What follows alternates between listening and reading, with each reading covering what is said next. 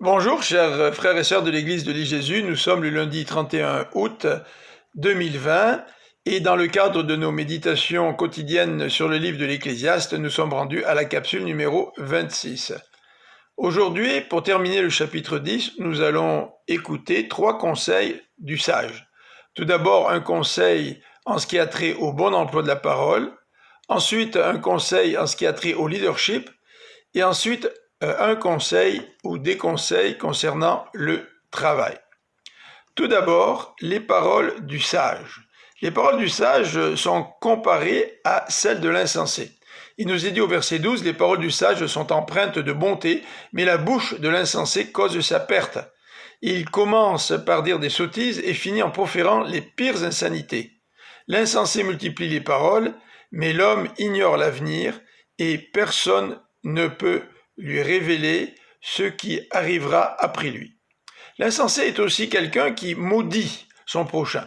Et le verset 20 nous conseille en disant « Ne maudis pas le roi, même en pensée, et ne maudis pas un riche, même dans ta chambre à coucher, car un oiseau emporterait tes paroles, la gentelée colporterait tes propos. » Donc, les paroles du sage sont pleines de grâce.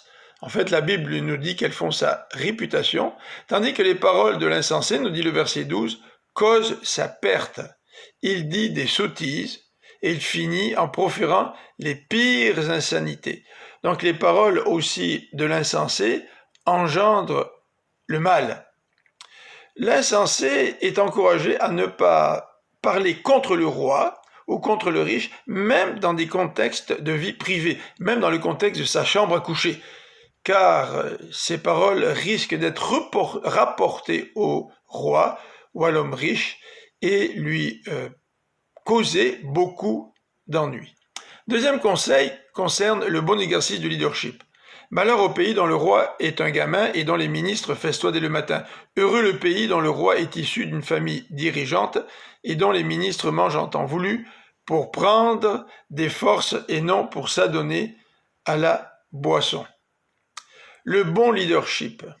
Le bon leadership est exercé par des gens compétents. Et un enfant qui devient roi n'est pas compétent. Par opposition, le compétent, c'est-à-dire le roi qui est issu d'une famille dirigeante, eh bien, a des ministres qui savent manger au bon moment pour prendre des forces et non pour s'adonner à la boisson et donc s'enivrer. Troisième conseil de l'Ecclésiaste, ça concerne le travail. Au verset 15, il nous est dit que l'insensé se fatigue. Le labeur de l'insensé l'exténue. Il ne sait même pas comment aller à la ville. En fait, lorsque nous sommes paresseux, nous trouvons toutes sortes d'excuses pour ne pas accomplir notre travail et comment nous conduire, nous diriger vers la ville pour y trouver du travail. Les versets 18 et 19 nous disent « Quand les mains sont paresseuses, la charpente s'effondre. Et quand on a les bras ballants, la maison finit par avoir des gouttières. » En fait, lorsque nous sommes paresseux et lorsque nous sommes insensés, eh bien, notre maison ou nos biens se détériorent parce que nous n'en prenons pas soin. Alors, voilà un petit peu les 3 conseils de l'Ecclésiaste pour nous aujourd'hui, concernant tout d'abord le bon emploi de la parole, ensuite le bon exercice du leadership, et ensuite le travail accompli correctement.